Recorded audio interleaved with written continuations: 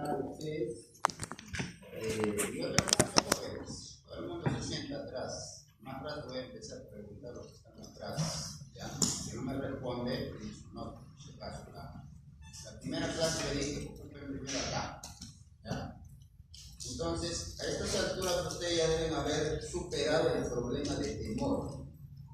¿Por qué se sientan atrás? Porque todavía tienen ese problema, ¿ya? Por si acaso, sentarse atrás tiene un significado. ¿Cuál es? El estudiante todavía tiene miedo. Es así, ¿ya? Entonces, ¿cuándo tienen que superar ustedes? Ahora.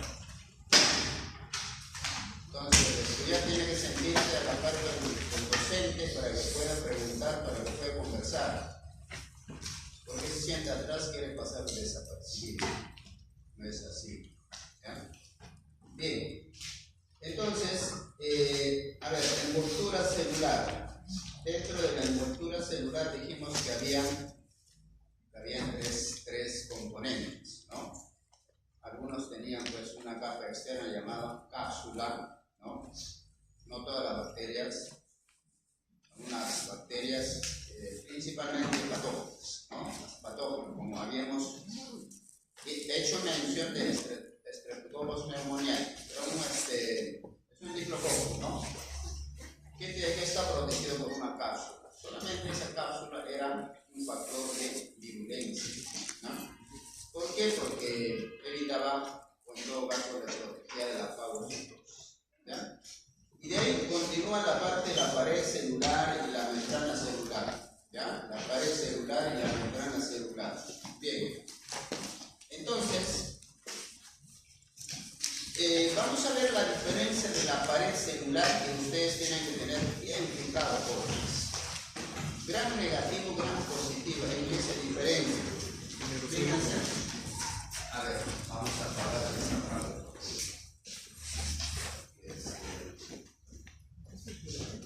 El neurocero es celular. Uno tiene dos neuroceros.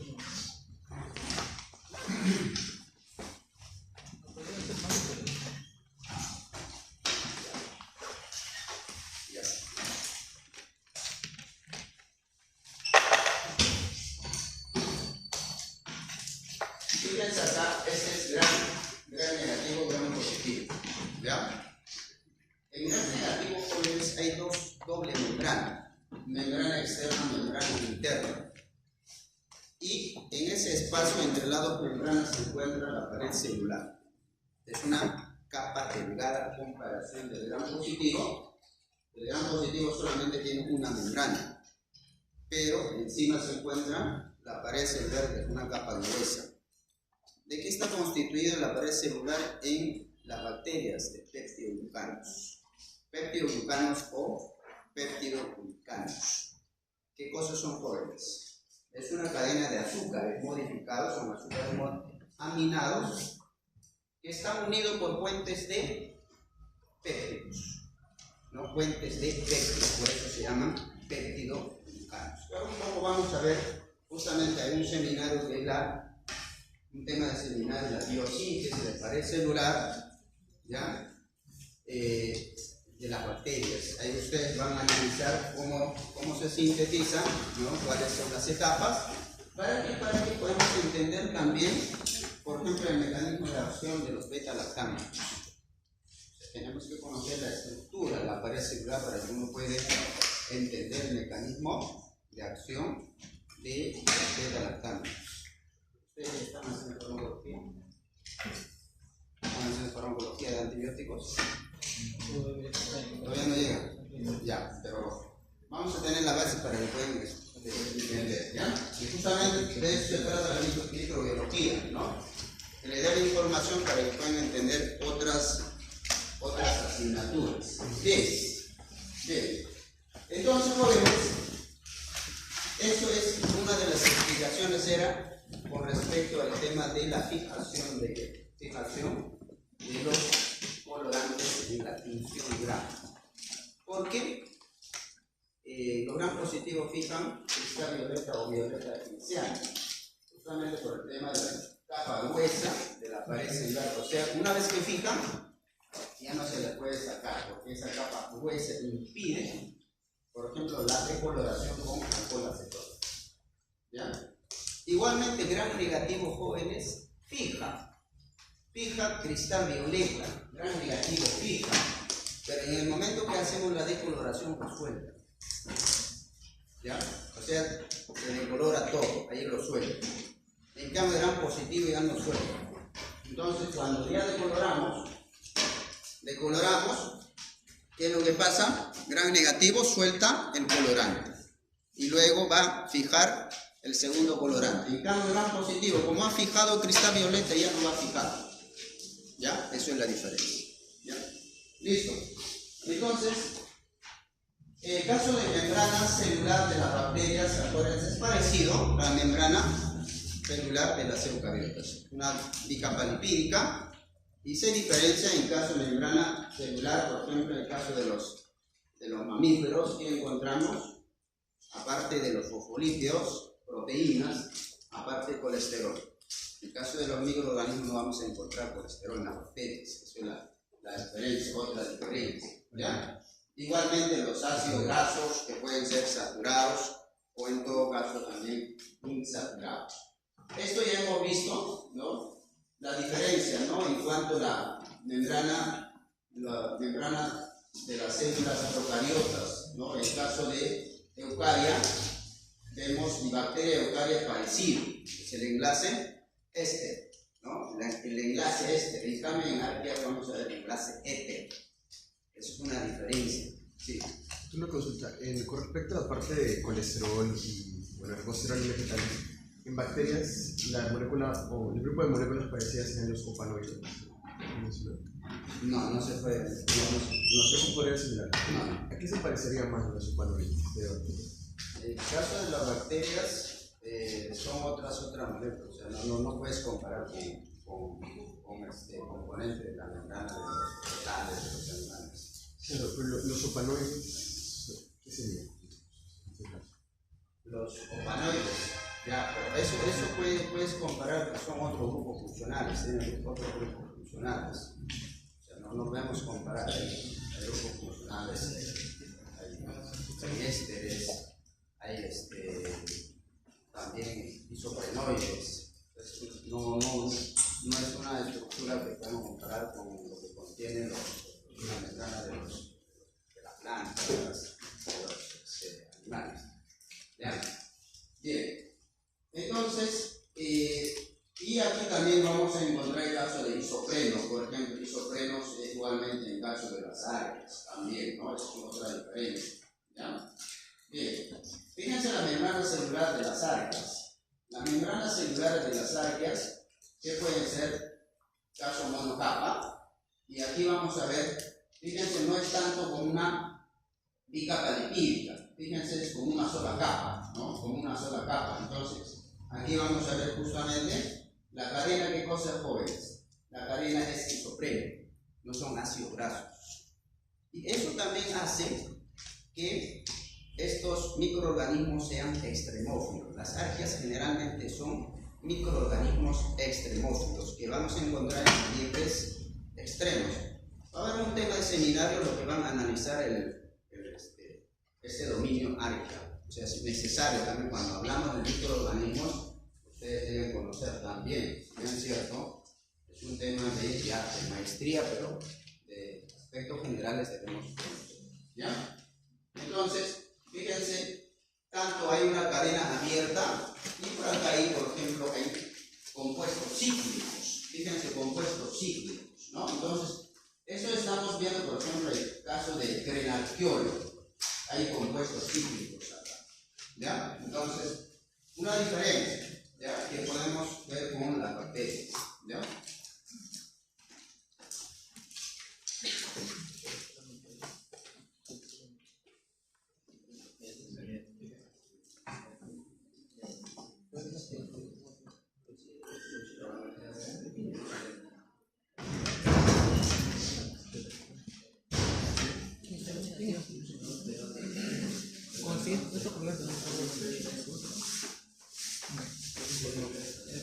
Bien, jóvenes.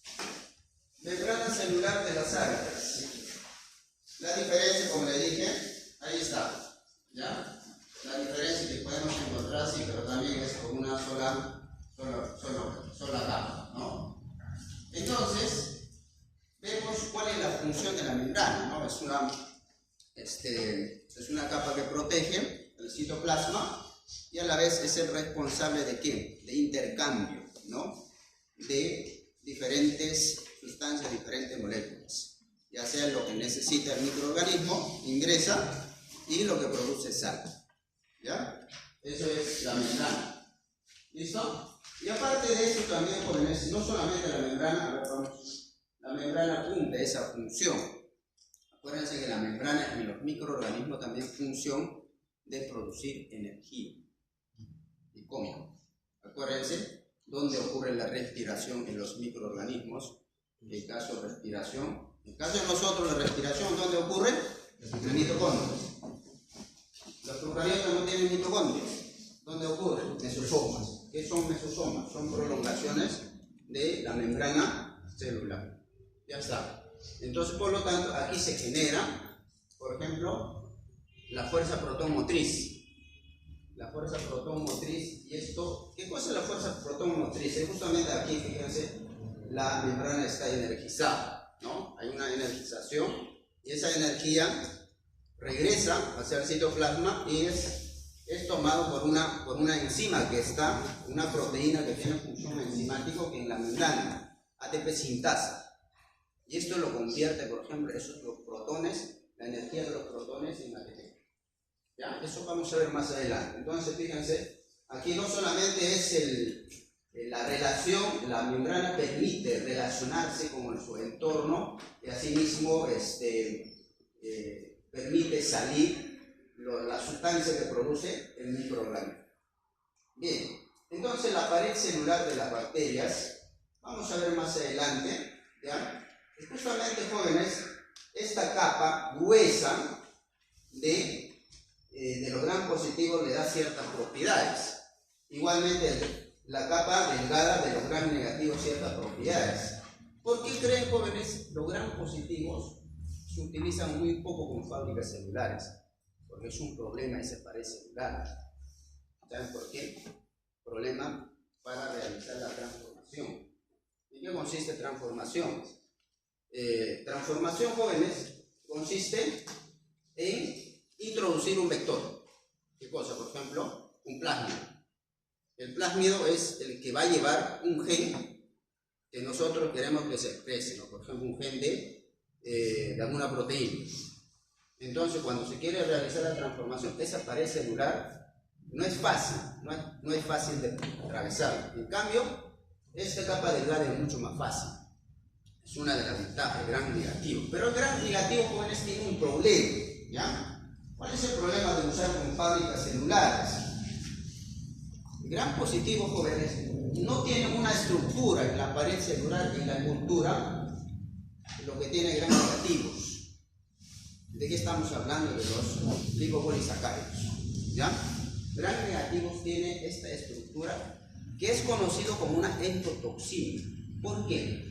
Endotoxina y exotoxina, vayan diferenciados. Endotoxina es una sustancia que forma parte de la estructura de la bacteria y va a tener un efecto tóxico. En cambio, exotoxina es una sustancia que produce, que el microorganismo lo libera a su entorno.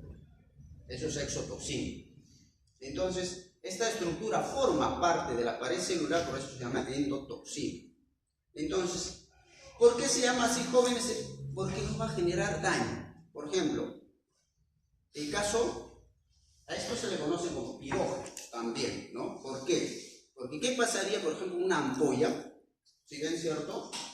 Está contaminado un microorganismo que está muerto, ¿ya? Un gran negativo, una ampolla está muerto, pero está ahí el gran negativo. La bacteria grave está muerta, no te va a causar problema. ¿Qué es lo que te va a causar problema? Son endotoxinas, lipopolisacáridos. Lo mínimo que te va a generar es fiebre, lo mínimo. Claro, tiene otras consecuencias, cada persona tiene pues diferentes formas de reaccionar. Sí. También leído que se llama lípido A, el que estaba en la estructura que justamente... Así, forma parte del lipopolisacárido. Entonces, dentro de, claro, hay lípido A, tiene 3 componentes. El lípido A es el que tiene ese efecto, o sea, no todo, ¿ya? Pero estamos de manera general, ¿ya? Bien, entonces jóvenes, fíjense, claro que para el celular de las bacterias de gram positivos tiene otros componentes, ¿no?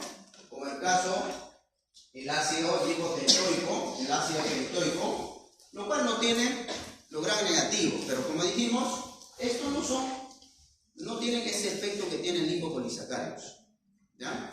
Entonces, eso es el problema. Por eso, una ampolla jóvenes, cuando es estéril, significa que no debe tener microorganismos. Pero aparte de estéril, debe ser libre de pirógenos. ¿Qué significa? Libre de lipopolisacáridos. ¿Y cómo se logra eso? ¿Cómo se logra eliminar lipopolisacáridos? Se hace un tratamiento térmico. Fíjense, el lipopolisacárido jóvenes se degrada a 300 grados Celsius. ¿Ya? Tratamiento térmico. Entonces, por ejemplo, el caso de las ampollas, ¿no? Se pasan pues a una alta temperatura para poder garantizar que no tenga lipopolisacáridos, ¿ya? Eso es. La estructura antigénica más adelante se va a ver. ¿Qué cosas son antígenos? ¿Qué son antígenos? ¿Qué son alergenos? La diferencia, ¿ya? Los microorganismos jóvenes tienen antígenos. ¿Qué cosas son? Son estructuras. Cuando hablamos de antígenos, son sustancias o estructuras del microorganismo que va a generar una respuesta inmunológica, es decir, producción de anticuerpos. Esos son antígenos. Entonces, las bacterias tienen antígenos, ¿no? Por ejemplo, aquí vemos antígeno O. El antígeno O es una parte del lipopolisacárido, es decir, lipopolisacáridos jóvenes justamente va a generar esto, ¿no? Que nuestro organismo produzca anticuerpos contra ese lipopolisacáridos, ¿ya? Entonces, el antígeno K, por ejemplo, presente solo en algunas bacterias, ¿qué cosa? Encapsulados, aquellas bacterias que tienen cápsula, esa cápsula constituye como antígeno K, es decir, nuestro organismo puede producir anticuerpos contra los componentes de las cápsulas, ¿no? Las cápsulas son, por ejemplo, están constituidas principalmente de ¿qué? De polisacáridos, ¿ya? Antígeno BI, esto, por ejemplo, es una capa, ¿no? Una capa delgada, es como una especie de cápsula, pero se encuentra en salmonela, ¿ya? Eso es para la salmonela, ¿ya?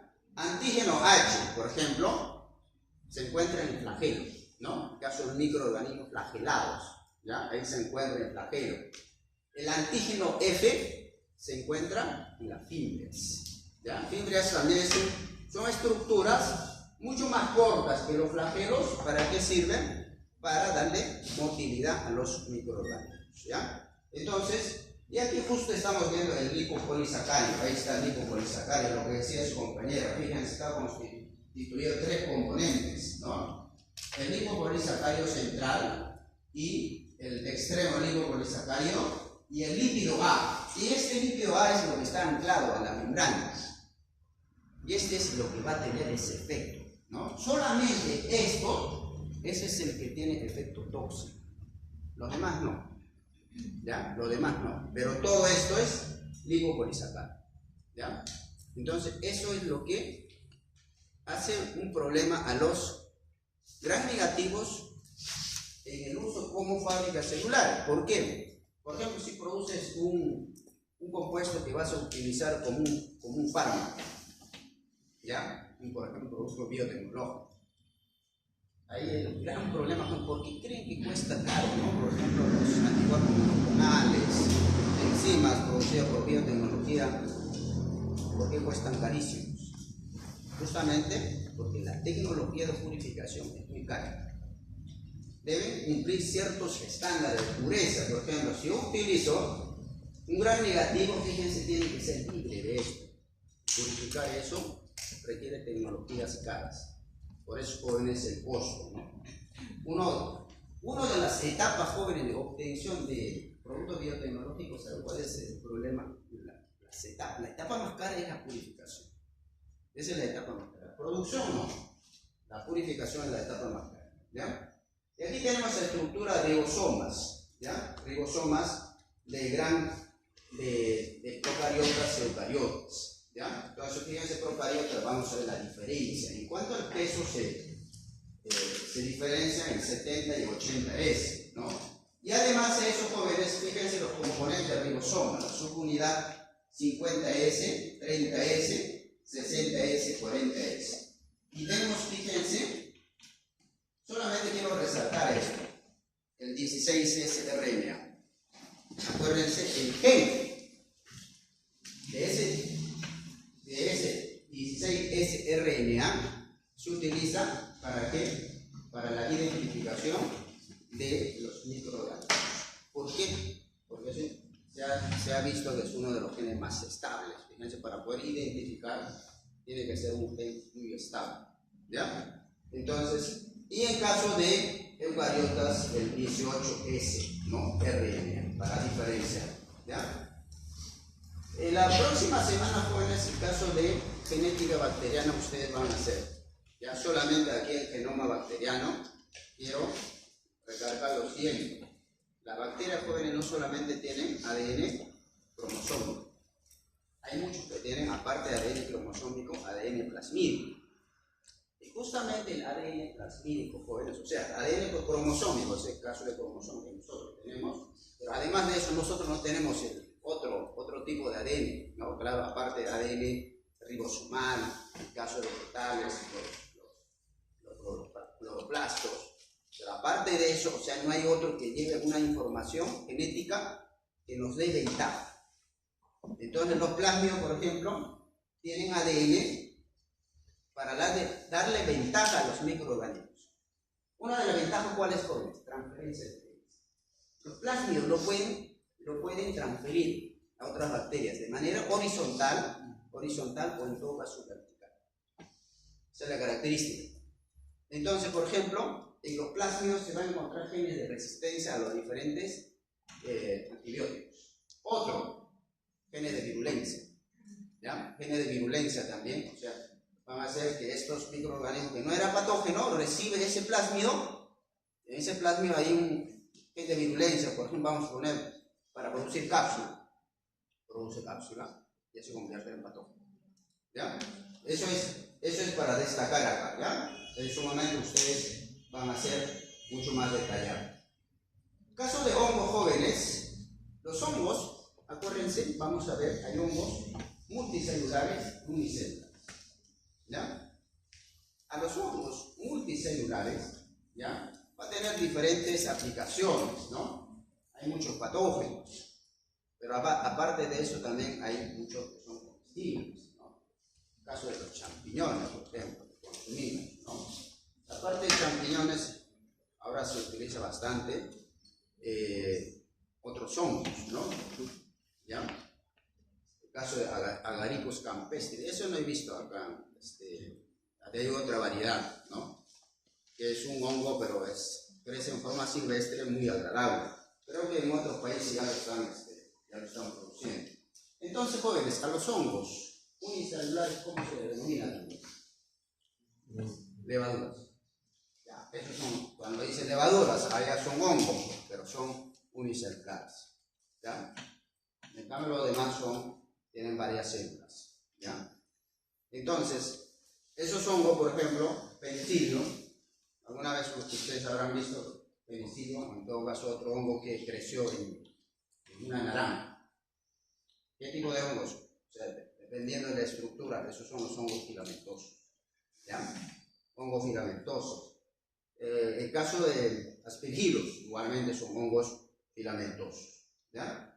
Bien, jóvenes, entonces, aquí lo que quiero destacar es con respecto a la estructura de la envoltura de los hongos. También los hongos tienen pared celular, o sea, dentro de las células eucariotas, vamos a ver quiénes tienen pared celular. Los vegetales, los algas y hongos. De vegetales, algas, ¿cuál es el componente de pared celular? Celulosa, hemicelulosa. Aquí, componente de la pared celular, quitina. Fíjense, ahí está. Una capa delgada de quitina. Pero aparte de eso, por encima de quitina se encuentran azúcares, beta-glucanos. Algunos tienen manoproteínas, por ejemplo, la Saccharomyces cerevisiae tiene manoproteínas encima de esos azúcares. Y tiene una membrana, parecido a la membrana de células de mamíferos, vegetales también. Pero ¿cuál es la diferencia en cuanto a la membrana, jóvenes? Recuerden que tenemos colesterol. Los hongos tienen análogo, que es el ergosterol. ¿Ya? Ergosterol. O sea, no es colesterol. ¿Ya? Listo. Aquí quiero explicar, jóvenes, para que ustedes más o menos puedan entender lo que tenemos acá. Aquí. ¿Ya? Para que puedan entender el mecanismo de acción de ciertos antimicóticos. ¿Cuáles? Por ejemplo, inhibir la biosíntesis de ergosterol. Varias rutas y varios puntos. Fíjense acá. Jóvenes, a partir de que se sintetiza el ergosterol, a partir de escualeno. A partir de escualeno. Entonces, fíjense acá. Terminafina.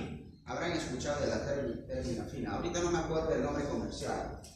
Ya, nombre comercial, pero se utiliza bastante. Ya, la terminafina.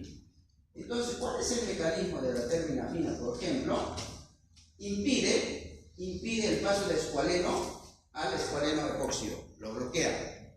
Listos. Y aquí se bloquea, todo este paso se bloquea. ¿Qué más? Tenemos los azoles. Ellos sí habrán escuchado, ¿no? El fluconazol, ketoconazol. Esos son los azoles. Los azoles, fíjense, bloquea también el paso de lanosterol a ergosterol. Lanosterol a ergosterol. Entonces, los azoles en terminafina están relacionados con ¿qué? Con el bloqueo de la biosíntesis de ¿qué? De ergosterol. Lo bueno sería, jóvenes, ¿qué sería lo bueno? Esto sería, pues, ese bloqueo sea exclusivo para impedir la formación de ergosterol, pero no es así. Entonces, como hay más o menos parecido es el mecanismo de biosíntesis de ¿qué? Del ergosterol en nuestro organismo, entonces, ¿qué hace también? También bloquea de alguna manera la formación de colesterol. Y de ahí lo que aparecen los efectos adversos, porque si no, no habría efectos adversos. Claro, es selectivo, pero no significa que es 100% selectivo. ¿Ya? Vamos a poner 80% selectivo, 20% bloquea la biosíntesis del colesterol. Entonces, por eso, jóvenes, la presencia de reacciones adversas. Recuerden, todos los fármacos tienen efectos adversos. ¿No? Tienen efectos adversos. Y aquí tenemos otros, ¿no?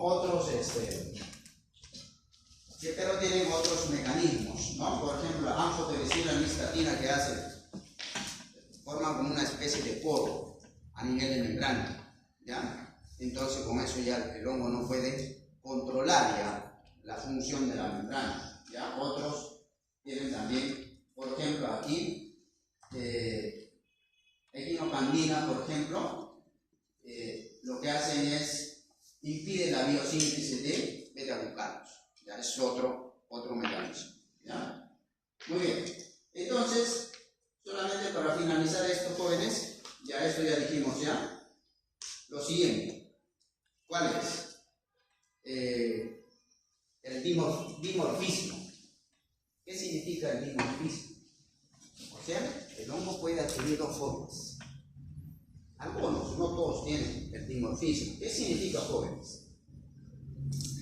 En una situación se presenta como una levadura, en otra situación se presenta como un hongo filamentoso. Entonces, esto lo hacen los patógenos. ¿Dónde se encuentran como levadura? Se encuentran a temperatura, caso por ejemplo, los patógenos humanos, temperatura corporal. Ahí están como levaduras.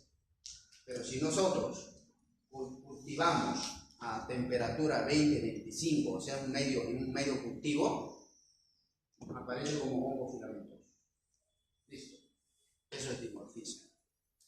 No todos jóvenes son dimórficos, algunos.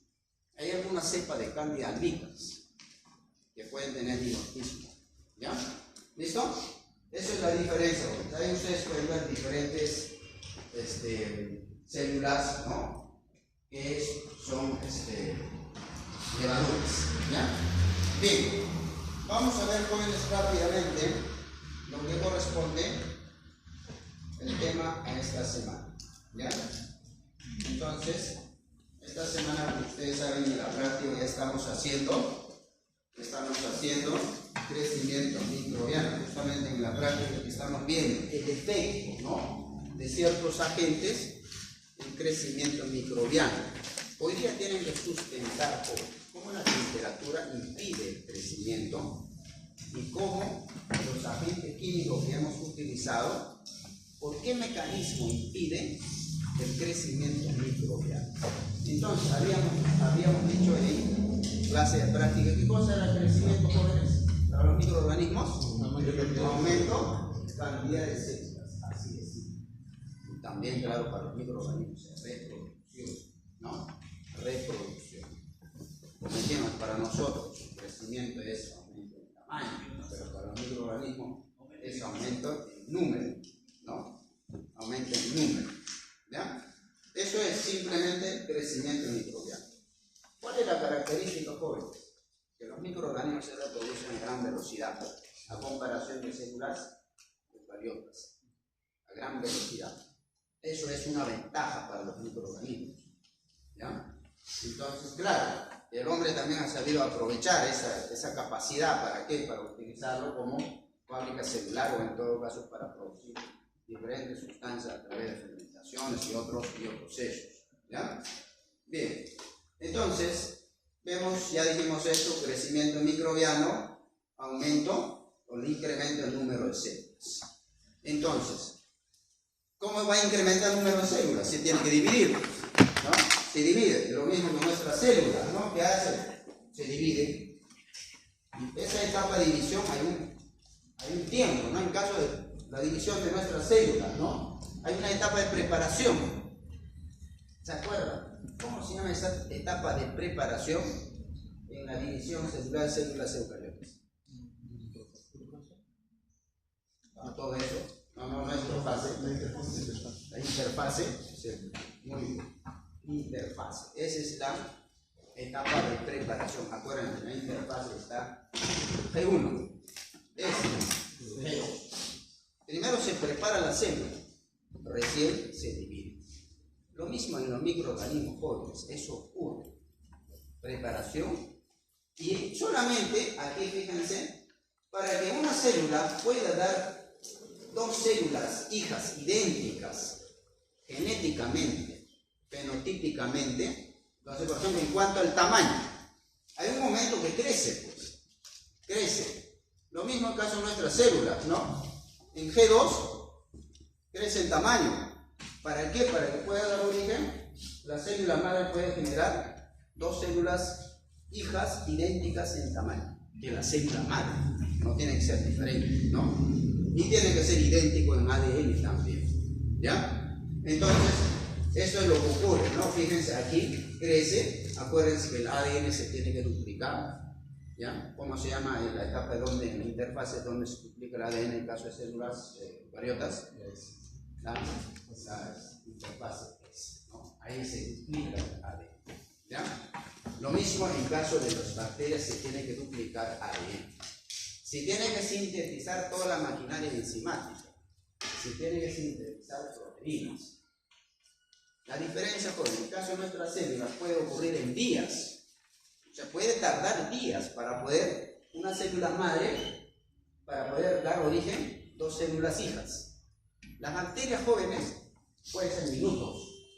Esa es la diferencia. ¿Ya? Y minutos pueden, toda esa etapa que dura una célula madre para dar origen dos células hijas, a esa etapa se conoce, o a ese tiempo se conoce como tiempo de generación. Tiempo de generación o tiempo de duplicación. Ya vayan fijando eso, vamos a ver más adelante. ¿Ya? Entonces, ahí está, tiempo que transcurre, ¿no? Para dar origen dos células hijas. Entonces, jóvenes, ¿cómo se denomina a la división en todo ese mecanismo de dar origen dos células hijas en células bacterianas, fisión binaria o bipartición. ¿Ya? Fisión binaria o bipartición. Y en nuestro caso, ¿cómo se llama? Mitosis para las células somáticas, meiosis para las células germinales. ¿Ya? En cambio, esto es otro mecanismo, ¿no?, de reproducción de los organismos, ¿no? La fisión binaria o bipartición, ¿no? En caso de los hongos, en las levaduras, por ejemplo, el mecanismo de gemación, ¿no? Eso se conoce así, ¿no? Entonces, eso habrán visto en biología, ¿ya? Muy bien. Entonces, jóvenes, fisión binaria, vamos a ver, fíjense cómo ocurre.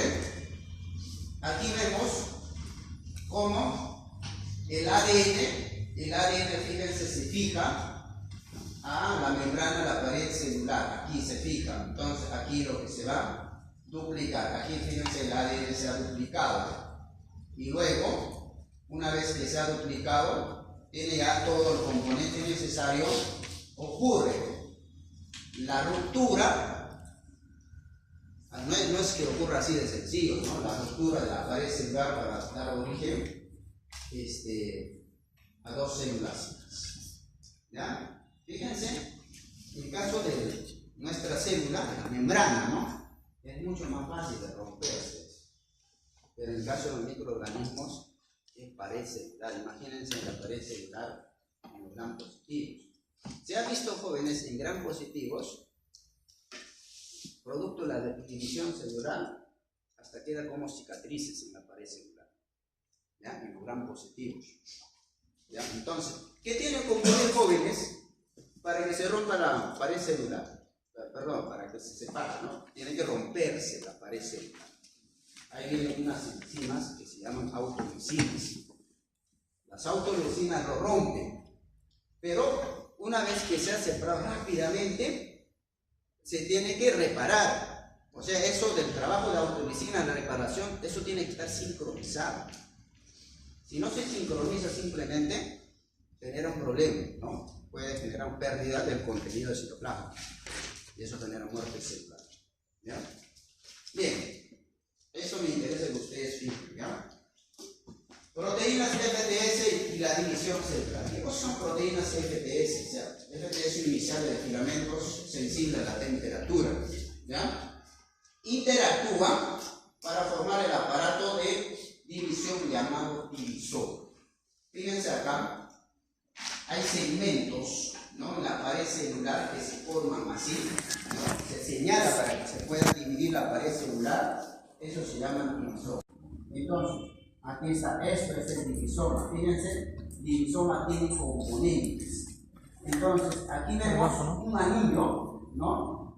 Este anillo, esta es la proteína FTS-Z. Polimeriza para formar un anillo en el centro, o sea, es el que le marca por donde se va a romper la pared celular. O sea, señala, ¿no? Entonces, pero se polimeriza el FTS-Z. Listo. FTS-A, esto es una enzima. FTS, acá está. Esta es una enzima. Pero a la vez, entonces, todo este proceso de polimerización, por ejemplo, ¿qué requiere? Requiere energía. Entonces, FTS-A le va a proveer energía. ¿Ya? Entonces, fíjense la función importante de FTS-A. Es una ATPasa. O sea, es una ATPasa, ¿no? Lo que produce en ATP se le conoce como ATPasa. El CYP-A, ¿dónde vemos el CYP-A? Ahí está. Este es el CYP-A. ¿Qué hace? Ancla, fija al FTS-Z hacia la membrana citoplasmática, es el que va a fijar. Ese anillo que se está formando lo fija. Aquí viene otra proteína importante, el FTS-I. Es una proteína involucrada en la biosíntesis de peptidoglucano. Ahí está el FTS-I. Aquí se encuentra el FTS-I. Es una proteína involucrada en la biosíntesis de peptidoglucano. Entonces, ¿qué hace esto, no? En la división FTS-I. Recuerden que dijimos que se rompe, la pared celular. ¿Quién lo rompe? La autolicina. Y rápidamente se tiene que reparar. Entonces, ese trabajo lo hace el FTSI, la reparación. La FTSI está relacionada con qué? Directamente con el efecto de los beta-lactámicos. ¿Cuál es el mecanismo beta-lactámico? ¿Cuál es el mecanismo de acción? ¿Cómo inhibe o mata la bacteria la penicilina? Me dirán, matando. Eso es sencillo, pero no, ustedes ya tienen que entrar.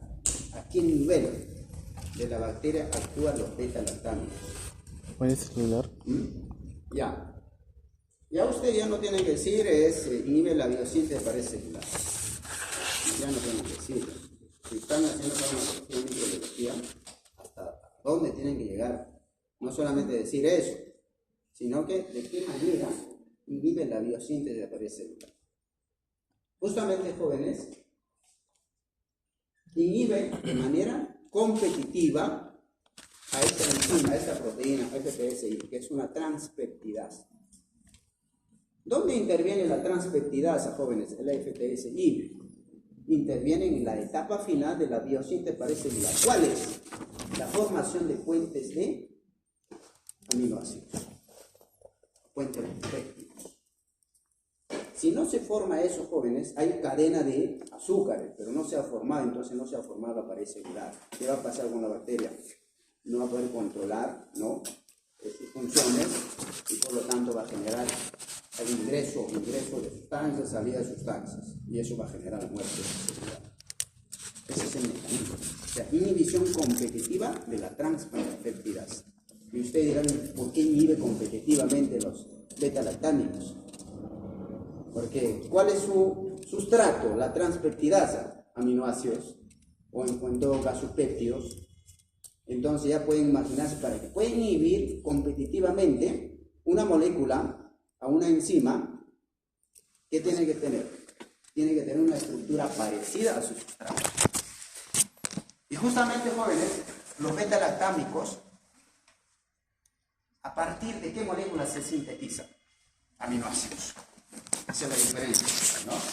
Entonces, para que puedan inhibir competitivamente, tiene que tener mayor afinidad que por el sustrato.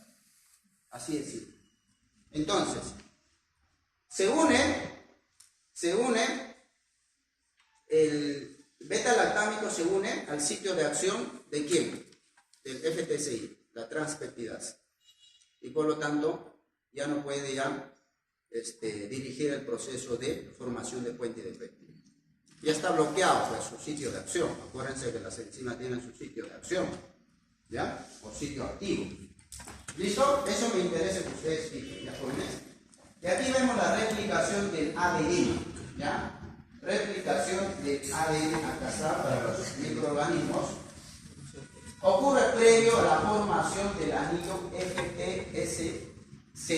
Recuerden el anillo que marcaba. Entonces, eso ocurre, o sea, se tiene que haber formado, o sea, duplicado el ADN para que se forme, ¿ya? Entonces, aquí hay controles, jóvenes. Lo mismo que nuestra célula, ¿no? Cuando se divide, hay puntos de control, ¿no? Por ejemplo, en situaciones normales, una célula que tiene, pues, un ADN dañado no puede continuar el ciclo. ¿Sí o no? Esos puntos de control detienen el ciclo para que se repare, o en todo caso, si no se puede reparar, ¿qué ocurre? Se induce a la apoptosis. Eso es lo que pasa. ¿Y cuál es esa proteína? ¿Se acuerdan?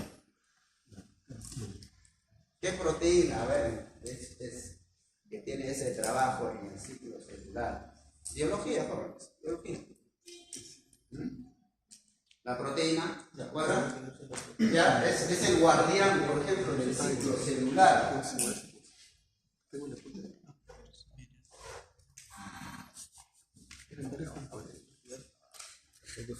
¿No se acuerdan? Para que recuerden, ¿eh? Bueno, La proteína que es P53, eso es para nosotros, ¿no? eso es Falla el P53, ahí viene el problema, pues. Una de las causas de la generación de cáncer, pues, ¿no? Células cancerosas. Si eso falla, por ejemplo, la radiación ultravioleta, ¿qué hace? Porque daña el eje P53. Se forma P53, pero P53 inactivo. Y por lo tanto no hay control, ¿no? La célula dañada con ADN pues sigue multiplicando, hasta que se convierte en una célula cancerígena. ¿Ya? Aquí también, jóvenes, tienen controles, ¿ya? Por ejemplo, el MINC es un inhibidor de la división celular. ¿Qué hace el MINC? Inhibidor de la división celular. ¿Qué hace? Es el que hace, o sea, que no se formen todavía las estructuras mientras que no se completan lo necesario para la división. O sea, es el que dice, espérate, no, por eso se le dice inhibidor de la división celular. Tiene que esperar, ¿no? Entonces, bloquea la división, ¿ya? Pero hay otra proteína que le dice al MINC, no, ya, deja de bloquear, ya que continúe, ¿ya? Entonces, ¿quién es el que hace el MINC, no? O sea, tiene sus controladores, ¿se dan cuenta? El MINC es el que evita que la célula se divida prematuramente, ¿ya? Sin que haya completado todo lo necesario. Entonces, para que no siga bloqueando la división, ¿quién le controla? El MINC. El MINC se deja de bloquear, el continuo, ya está completo, ya está, ¿ya? El FSTK participa en la elongación, ¿no? En caso de elongación, el FSZ, ya dijimos, es el responsable de ¿qué? De generar energía, ¿no? Energía para la división. Entonces, fíjense, aquí, jóvenes, el ADN, ahí está el ADN. Entonces, esta es la participación de estas enzimas o proteínas importantes, ¿no? Hasta que se duplique, ¿no? Una vez que se ha duplicado, ¿ya? O sea, el MINC es el que está bloqueando, o sea, que no se forme todavía el anillo. ¿Ya? Una vez que se duplicó, recién se sintetiza el anillo. Pero ¿quién participa aquí? El MINC, ¿no? El MINC bloquea el MINC. ¿Para qué? Para que deje la formación del anillo. ¿Ya? Forma el anillo, así como el divisoma lo hemos visto ya, y se realiza la separación de la célula. La proteína MRB y la forma de las bacterias. Hay bacterias jóvenes que tienen diferentes formas, ¿no? Por ejemplo, la crecentina aquí, importante, hay una proteína que se llama crecentina. Fíjense qué característica le da a una bacteria. En el centro vemos, por ejemplo, aquí hay un acortamiento, ¿no? De la célula, ¿ya? ¿Cómo? Al servicio higiénico, lo cierro la puerta, ¿ya? ¿Listo? Entonces, el MRB es el responsable de la forma de las bacterias no cocoides. ¿Qué significa no cocoides? ¿No? Que no son pues circulares. Entonces, este es el responsable, en realidad son proteínas, actúa como una actina, ¿no? En nuestra célula, ¿ya? Acuérdense de la parte del citoesqueleto. El citoesqueleto es constituido de las tubulinas, las actinas en nuestras células, y es el que le va a dar la forma a las células. En este caso, el MRB le va a dar la forma a las células, ¿ya? Entonces, también para recordar. El otro que le decía, ¿no? Las autolesinas, la función. Acuérdense del FSTI, ¿no? Acuérdense de eso, que era una transpeptidasa, es el que realizaba la reparación, ¿no? De la pared celular. ¿Quién lo rompía, no? ¿Quién lo rompe? La pared celular, las autolesinas. Ese mecanismo de ruptura, de reparación, dijimos que tiene que estar sincronizado. Automáticamente se rompe y tiene que repararse, ¿no? Entonces, hay una sincronización. Entonces, esos son las autolisinas tienen la función similar a la lisozima. La función de lisozima, jóvenes, esa enzima, ¿qué cosa? ¿Cuál es la función? Es romper ese enlace, ¿no?, glucosídico que une entre un azúcar y otro de la cadena de azúcares de péptidoglucanos. Eso es la función del lisozima, ¿ya? Entonces, de esa manera rompe, ¿ya? Entonces, las autolisinas van a tener esa capacidad. Fíjense, la síntesis de nuevos péptidoglucanos dejan en la célula gran positivo una cicatriz. Se lo decía, ¿por qué? Porque es una capa gruesa. Entonces, ahí se nota la marca. En cambio, en gran negativos no se nota la marca. A ver, vamos viendo esto, el bactoprenol y la transpeptidasa. El bactoprenol, jóvenes, los componentes de la pared celular, ¿dónde se sintetiza? ¿Dónde sintetiza la bacteria? Los precursores de la pared celular. Pregunta de examen. ¿Dónde sintetiza? Sintetiza en el citoplasma. ¿Y cómo se transporta, no? ¿Cómo se lleva esos componentes hacia la pared celular, hacia esa ubicación? Hay un transportador. ¿Quién es ese transportador? Ese es el bactoprenol. ¿Ya? Ese transportador, fíjense, es como un fosfolípido. Es como un fosfolípido. ¿Qué característica tiene el fosfolípido, jóvenes? Tiene una fracción lipofílica hidrofílica. Fíjense, grupo fosfato, y justamente por eso es hidrofílica. Y esto, hay una cadena carbonada, es hidrofóbica. ¿Ya?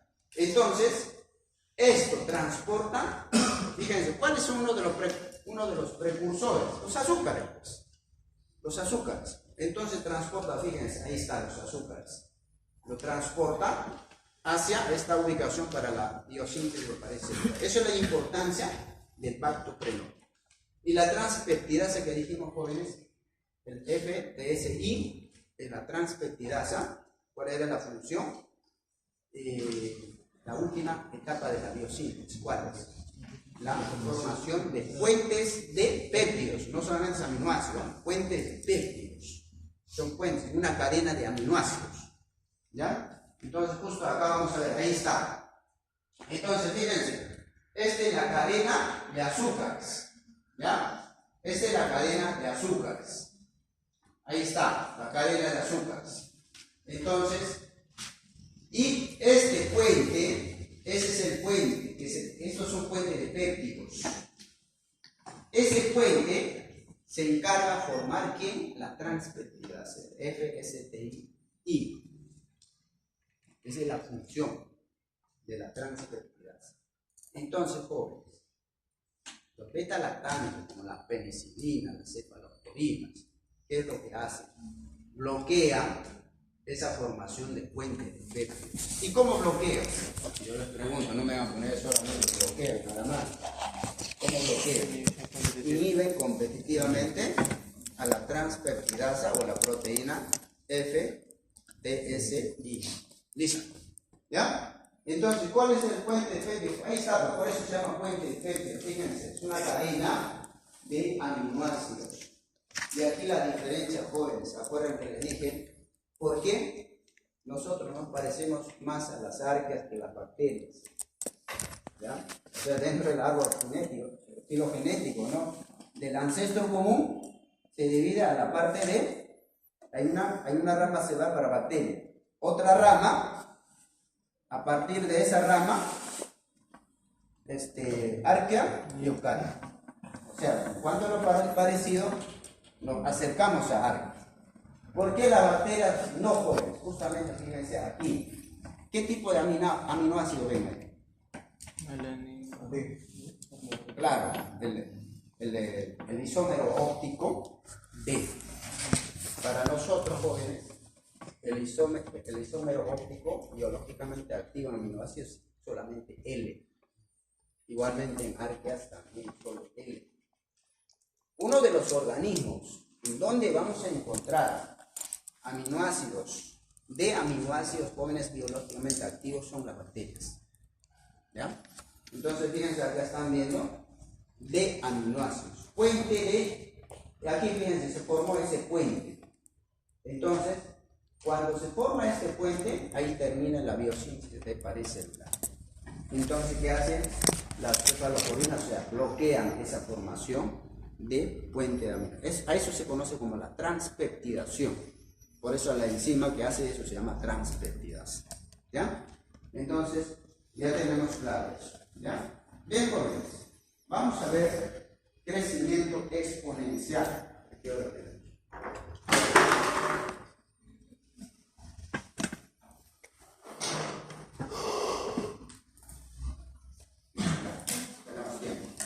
Crecimiento exponencial. Ahora vamos a ver ya en específico crecimiento, es decir, aumento exponencial en cantidad de células. ¿Ya? Cantidad de células. Cuando se habla de biomasa también puede ser aumento de biomasa, ¿no? Aumento de poblaciones microbianas, ¿no?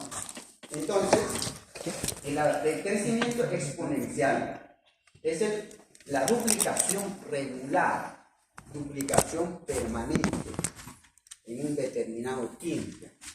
Esos jóvenes se denomina crecimiento exponencial. Entonces, fíjense acá en esta tabla, acá tenemos una célula, a partir de una célula, a ver cómo se va a formar.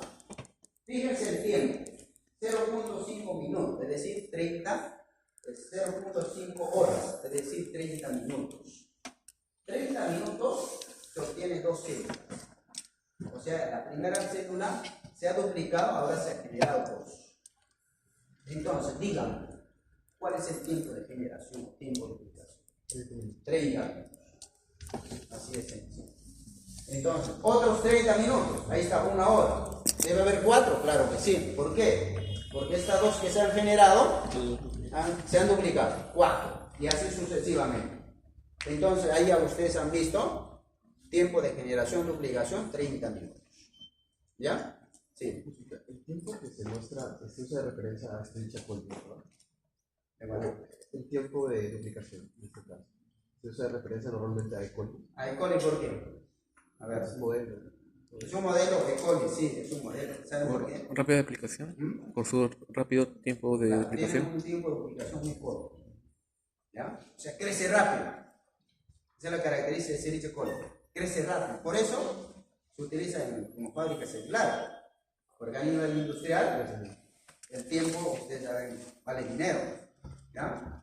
Entonces, aquí quiero explicarlo para poder hacer entender número de generaciones. ¿Ya? Bien, entonces, fíjense, cada 30 minutos se duplica. Cada 30 minutos. Fíjense, pasadas 2 horas, jóvenes, pasadas 2 horas, hay 16 células.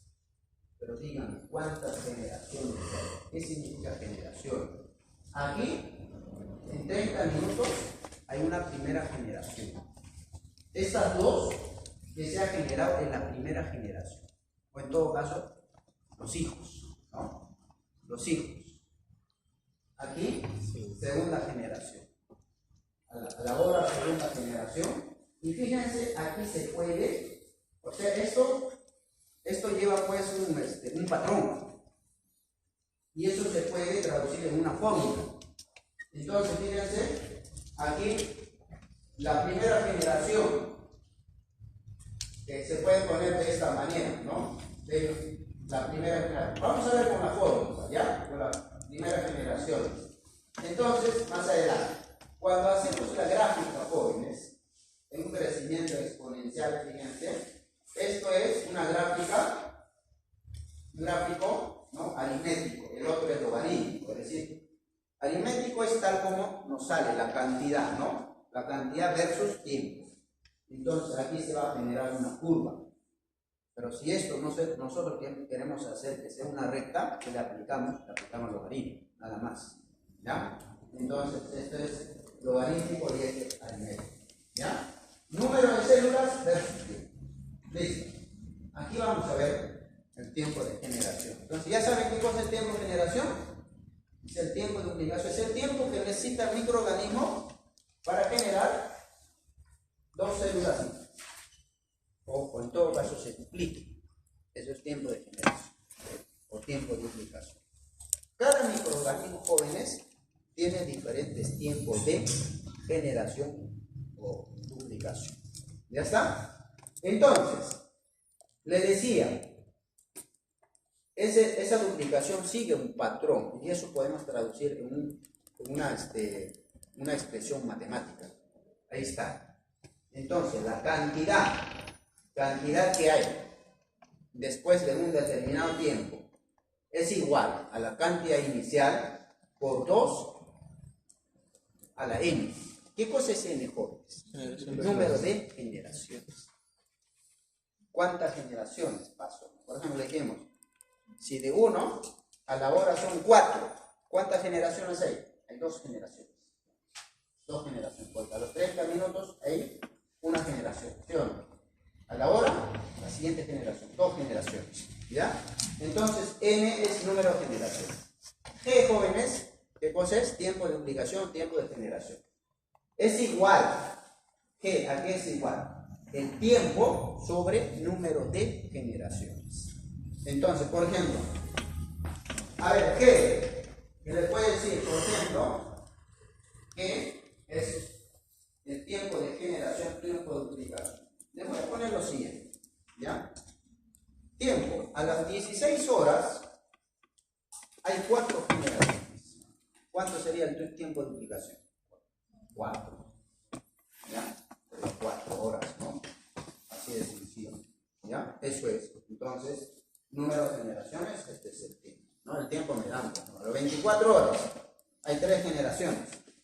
¿Cuánto es tiempo de duplicación? 8 horas. O sea, cada 8 horas se duplica. ¿Ya? Eso, células procariotas. Células procariotas es en minutos. ¿Ya? Vamos a ver en minutos.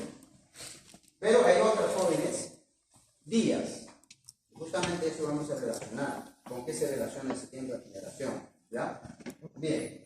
Entonces, aquí, fíjense, este es el patrón que dijimos, pues, ¿no? El patrón, que aquí se saca el cálculo, aquí está el. Y si nosotros, jóvenes, aplicamos logaritmo decimal a ambos lados, entonces vamos a tener esta expresión, ¿no? Logaritmo aplicamos acá y vamos a tener esta expresión, ¿ya? ¿Y qué podemos calcular con eso? Fíjense, número de generaciones. Número de generaciones va a depender de qué? Va a depender de la cantidad que hay después de un determinado tiempo, la cantidad inicial, y acá claro, se sabe el logaritmo de 2, se sabe. Entonces al final, número de generaciones, el n, ahí está, esa es la expresión. Entonces, si nosotros sabemos, aquí podemos, a esta fórmula podemos ir, lo reemplazamos, entonces el número de generaciones va a ser igual, el tiempo sobre esta expresión, que relaciona la cantidad después de ese tiempo y la cantidad inicial.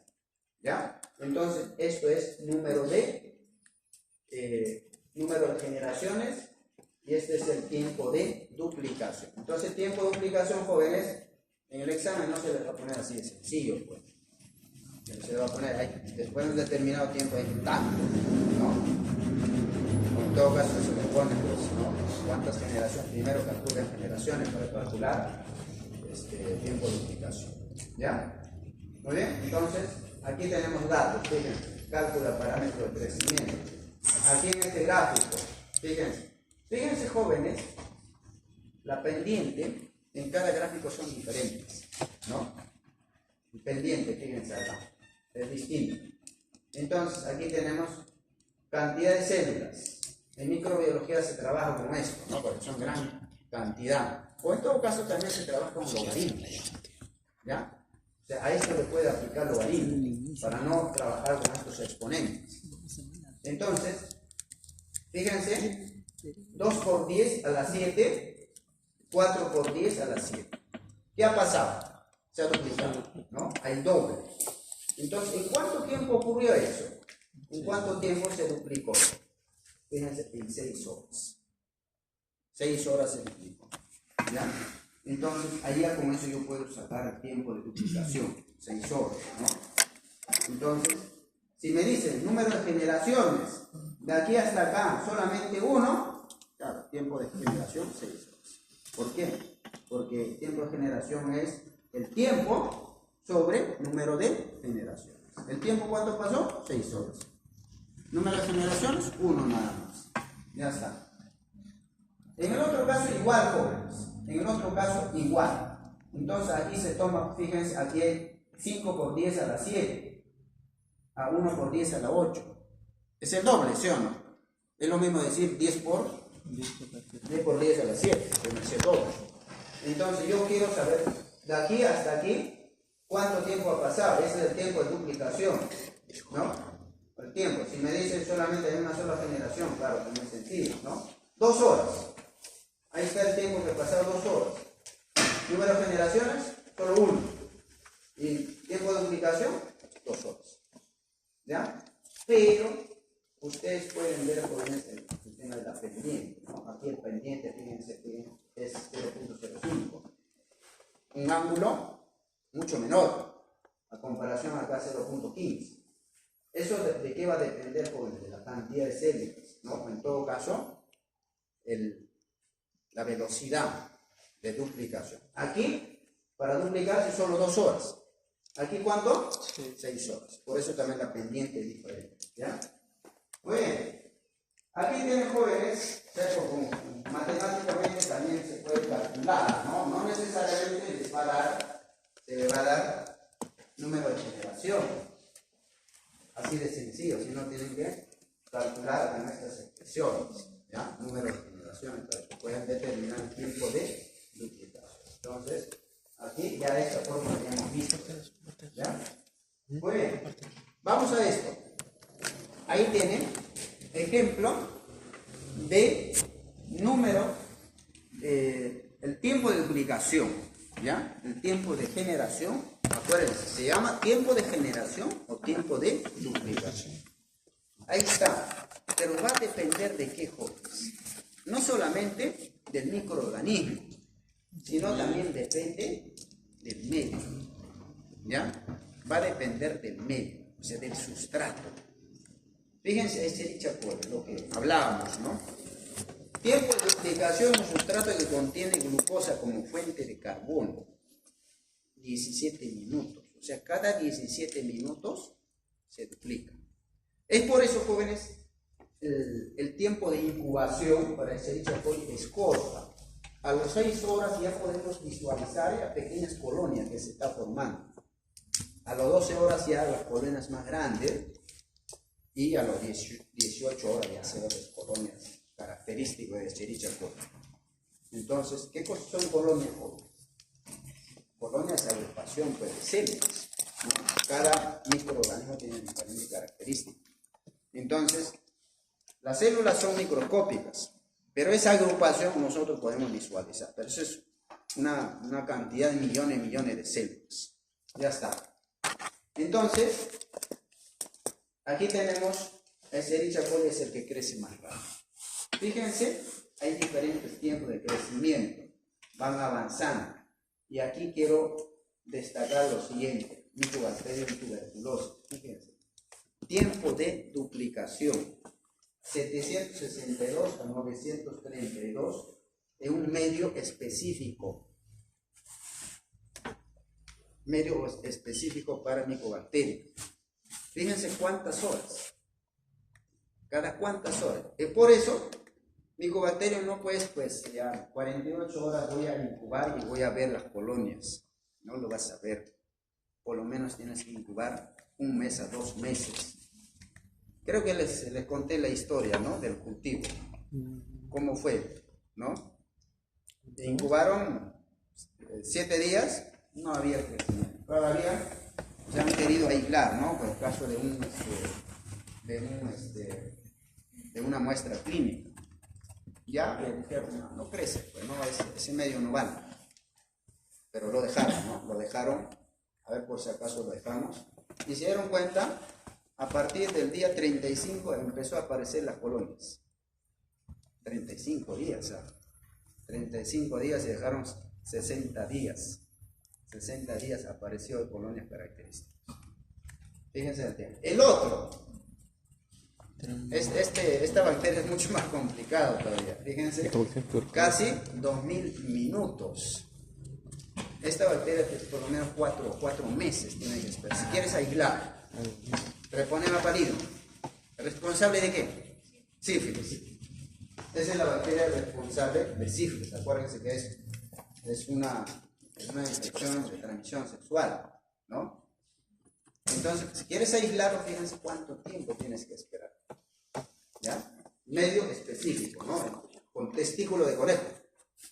O sea, suplementado con testículo de conejo. Otro medio complicado, ¿ya? Entonces, el tiempo de generación hace también, jóvenes, o sea, hay que relacionar con el tiempo de incubación, por ejemplo, a nivel in vitro. Tiempo de incubación. Entonces, debo saber eso. Por eso es importante saber el tiempo de generación para determinar cuánto tiempo voy a incubar. ¿Se dan cuenta? Entonces, el Escherichia coli es el que crece más rápido, ¿no? Muy bien. Entonces, entramos a la curva de crecimiento microbiano, o llamada también cinética microbiana. ¿Ya? Entonces, jóvenes, antes de eso quiero hacer referencia a lo siguiente. Hay 3 diferentes sistemas de cultivo. 3 sistemas de cultivo. El sistema continuo, discontinuo y semicontinuo. Al discontinuo se le conoce también de batch o de lote. Jóvenes, la curva o la cinética de crecimiento, ¿en qué tipo de sistema cultivo se hace? En el discontinuo. ¿En qué consiste eso, jóvenes? Por ejemplo, ustedes tienen un caldo, ¿no? Preparamos el caldo, es el sustrato, y inoculamos la bacteria. Incubamos en un determinado tiempo. Listo. Y luego observamos el producto del resultado. Listo. Ese es discontinuo. ¿Qué hemos hecho? Al inicio hemos agregado el sustrato inóculo y luego, después de eso, ya no hay ingreso ni salida, no hay ingreso de sustrato, tampoco hay salida de producto. Entonces, en ese tipo de sistema cultivo se genera la curva de crecimiento. En los demás, no. El continuo, ¿cómo es, jóvenes? El continuo es, al inicio agregas sustrato, inóculo, pero el sustrato va ingresando permanentemente y de un determinado tiempo va sacando permanentemente el producto. Se va ingresando y va sacando. Por eso se llama continuo. ¿Y el discontinuo cómo es? El discontinuo es, por ejemplo, el sustrato va ingresando y se va generando el producto. Esperas que se genere la mayor cantidad de producto. Entonces estamos viendo, por un lado está ingresando, pero por otro lado no sale. ¿Ya? Entonces, recuerden para el examen, ¿en qué sistema de cultivo se genera la curva de crecimiento? ¿En discontinuo, de batch o de lote? ¿Ya? Eso se llama de batch o de lote. ¿Ya? Listo, jóvenes. Entonces, ¿qué ocurre cuando nosotros hacemos ese tipo de cultivo? Pasa lo siguiente. Hay 4 etapas bien marcadas para el microorganismo. ¿Cuáles? La primera es la fase de latencia. Latencia, ¿qué significa, jóvenes? O sea, ahí no se observa todavía el crecimiento. No hay todavía duplicación. Entonces hay un tiempo. Pero ustedes dirán que la bacteria se está durmiendo. No, la bacteria se adecua, se adapta al entorno, al medio.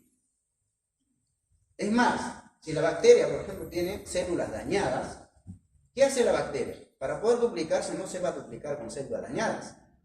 ¿Qué es lo que hace? Repara, ¿no? La estructura dañada primero repara.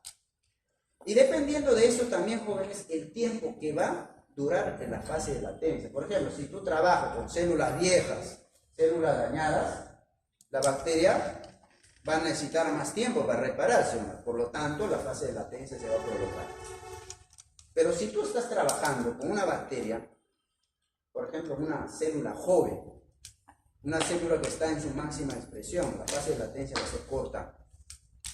Rápidamente, como la célula tiene todo completo, rápidamente empieza a dividirse. Entonces, cuando empieza a dividirse es esto, jóvenes. Vamos a ver acá. ¿Ya? Caso, por ejemplo, células versus tiempo. Entonces vamos a ver, fíjense cómo aumenta de manera exponencial. Esa es la fase exponencial.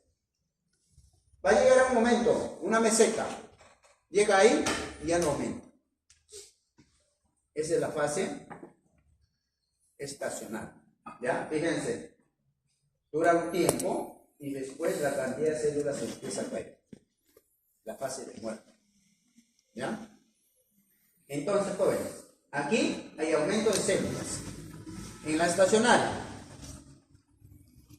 pareciera que se mantiene un equilibrio, ¿no? No hay aumento de células. No hay aumento. Aparentemente no hay aumento. Lo que está pasando en la fase estacional está ocurriendo lo siguiente. Se va generando células, pero no en la misma velocidad, pero también van muriendo. Entonces pareciera que no hay aumento. ¿Ya? En cambio, en la fase de muerte, jóvenes, mueren pues, las células mueren. Y por eso se disminuye la cantidad de células. Estamos viendo aquí, jóvenes, dos gráficas, ¿no? De verde. Fíjense, fase de latencia, es más corta, ¿sí o no? En de roja la fase de latencia es más larga. Fíjense el tiempo que dura, es más larga. ¿Ya? Y es más, aquí se diferencia, fíjense la fase exponencial, este es mayor, este es menor. Eso va a depender de cada microorganismo y va a depender también del sustrato. ¿Ya? Entonces aquí vamos a analizar, jóvenes. Entonces, los microorganismos van a seguir. ¿Por qué es importante conocer la curva de crecimiento, la cinética de crecimiento, jóvenes? Es importantísimo. Por ejemplo, les voy a poner, ustedes tienen un extracto vegetal, quieren evaluar su actividad antibacteriana. Entonces, ¿qué van a hacer? Van a enfrentar su extracto contra las bacterias. Díganme ustedes, ¿en qué fase tiene que estar la bacteria para poder enfrentar con mi extracto? Exponencial. Aquí tiene que estar, jóvenes. Yo no puedo trabajar en donde está con la fase estacionaria. Ahí el microorganismo está estresado. Está estresado, además se está dañando. Entonces ahí no puede trabajar, porque si yo trabajo ahí, entonces el microorganismo se murió por el estrés y me voy a decir que mi extracto lo mató. Y por lo tanto mi extracto tiene actividad antimicrobiana. No, pues. Entonces, fíjense, importante, ¿para qué? Para que yo pueda saber, por ejemplo, cuando yo voy a cultivar mi bacteria, yo puedo saber en qué tiempo está en la fase exponencial, para que en ese momento yo pueda procesar mi bacteria. ¿Se dan cuenta? Eso es a nivel laboratorio, imagínense a nivel industrial, jóvenes. Imagínense a nivel industrial. Vamos a suponer, estamos produciendo levaduras, biomasa, para uso como fermento en la panificación, en producción de bebidas alcohólicas. ¿En qué fase tenemos que cosechar? Aquí, ahí tenemos que cosechar. ¿Se cuenta? Yo no puedo cosechar en la fase estacionaria. Aquí en la fase exponencial. Y con eso ya sé, por ejemplo, en los reactores, qué tiempo voy a someter la fermentación. Ya sé, ¿no? Por ejemplo, yo sé, vamos a suponer, la fase exponencial empieza a las 6 horas y finaliza a las 18 horas. Yo debo sacar el cálculo para poder definir la hora, el intermedio, ¿no? El promedio. Entonces, 6 horas, 18 horas, a las 12 horas, ya listo. Ese es el centro, ¿no? Entonces, a lo mucho, 14 horas de repente. Entonces, yo defino, claro, a nivel industrial se busca el tiempo más corto posible, ¿ya? Entonces, en ese tiempo cosecho las levaduras. Entonces, las levaduras tienen que estar, pues, células íntegras, completas. Eso está, jóvenes, en la fase exponencial. Fíjense la importancia de determinar la curva de crecimiento. Eso, jóvenes, la curva de crecimiento. Por ejemplo, ustedes están trabajando con un medio. Saben cinética y crecimiento de esa bacteria en ese medio. Ahora yo digo, ¿sabe qué? Mira, yo voy a probar otro medio. Voy a cambiar el medio. Me parece que es mucho más bueno. ¿Y qué hago? En ese medio, si cambio medio, yo debo hacer cinética y crecimiento, jóvenes, en ese medio. O sea, va a variar dependiendo del medio, ¿ya? A nivel industrial eso ocurre, por ejemplo, están utilizando un sustrato caro. Encontrar un sustrato mucho más barato, hay que hacerles cinética de crecimiento, ¿ya? Para saber cuánto tiempo lo vas a someter a la fermentación, ¿ya? Ahí está, jóvenes, ahí está la explicación de fase de latencia, llamada también como fase lag, ¿ya? Y la fase exponencial se conoce también como fase log, log, ¿ya? Entonces, es el periodo de adaptación al medio, periodo de reparación, fase que puede ser breve o larga, dependiendo de qué dijimos. Si la célula joven o es célula vieja, ¿no? Célula vieja que se dice, ¿no? Célula, por ejemplo, una bacteria que lo tiene mucho tiempo en un medio, ¿ya? O en todo caso se encuentra en la fase estacionaria, ya es célula vieja, ¿ya? Entonces, aquí dice claramente, existe retraso en qué? Cultivos viejos, células dañadas, medio rico a poco, es decir, por ejemplo, si tú has sembrado un medio rico y lo llevas al medio pobre, fíjense que lo estás cambiando en medio, ¿no? Entonces, en ese caso también puede variar el tiempo de la fase de latencia. Fase exponencial, la división celular, ¿no? Entonces, las células jóvenes tienen estado fisiológico completo, por eso dijimos, ¿no? Si yo quiero trabajar diferentes ensayos, ¿no? Aquí tengo que trabajar. Igualmente, biomasa a nivel industrial, debo cosechar cuando están en estado fisiológico completo. Entonces, ahí está. El cultivo de esta fase es indicado para estudios enzimáticos, estructurales. La velocidad de crecimiento está influenciada por qué? Igualmente por condiciones ambientales, genéticas. Por eso ustedes ven, mira, en una bacteria, fase exponencial es mucho más larga, algunos tienen cortita, pero eso tiene que ver con la parte genética y también el genético, ¿ya? Fase estacionaria. La fase estacionaria no hay cambios significativos en la cantidad de microorganismos, cantidad de células, ¿ya? Entonces, aparentemente existe un equilibrio entre células vivas y células muertas. Ya está. Aquí, jóvenes, ocurre por la deficiencia de qué. O sea, en un medio, en cultivo de batch, va a llegar un momento que el sustrato se acaba, ¿sí? Y justamente aquí vamos a explicar en qué momento entra la bacteria a la fase estacionaria. Entonces, exponencial, ocurre pues el desarrollo, el crecimiento exponencial. En un momento determinado el sustrato se acabó. Se para la división, ¿no? O en todo caso se hace mucho más lento. Y va a llegar un momento, jóvenes, aquí en la fase estacionaria, va a llegar un momento que ya no, hasta los metabolitos secundarios lo utiliza la bacteria. Fíjense. Y aquí quiero explicar lo siguiente, jóvenes. En esa fase estacionaria, ahí los microorganismos van a producir. Ahí es lo que no quieren competencia, ¿sí o no? Porque ya no hay sustrato, hay que venga competencia. En ese momento, jóvenes producen, algunos que producen, por ejemplo, el caso penicilio. A penicilio a nivel industrial, ¿a dónde tienes que llevar? La fase estacionaria. ¿Para qué? Para que produzca penicilina. ¿Se dan cuenta? Porque la producción de penicilina, por penicilio, ¿qué cosa? Es un mecanismo de inhibir a la competencia. Aquí en la fase estacionaria, jóvenes, se producen también las toxinas. Las bacterias productoras de toxinas producen toxinas acá. Por ejemplo, a nivel industrial, Clostridium botulino, que se utiliza para producir la toxina botulínica, la obtención de ese producto Botox. Fase estacionaria.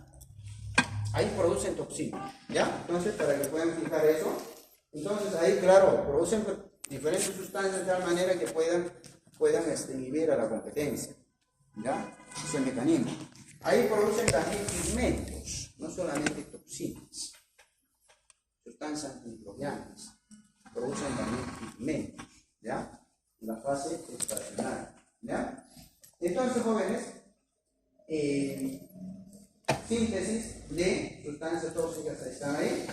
Y la fase de muerte, ya, ya se rompe el equilibrio, ¿no? Entre células vivas y células muertas.